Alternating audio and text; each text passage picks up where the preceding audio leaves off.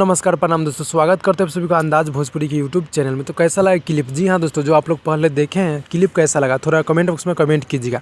जी हाँ दोस्तों, बता दूं कि सुपरस्टार गायक अंकुश राजा और शिल्पी राजी सॉन्ग को मिलकर पूरा किए हैं।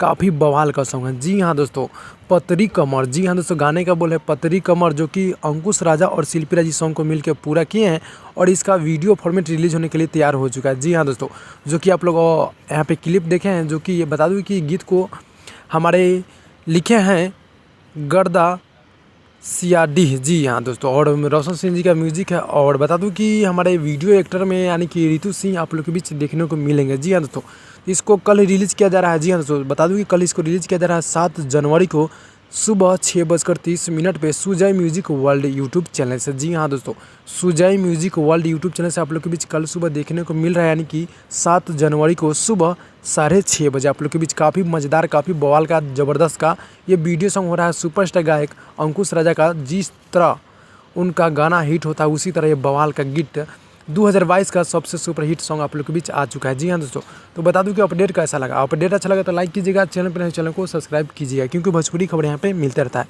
तो भाई लोग आप लोग इस सॉन्ग को कल सुबह में सुनिएगा।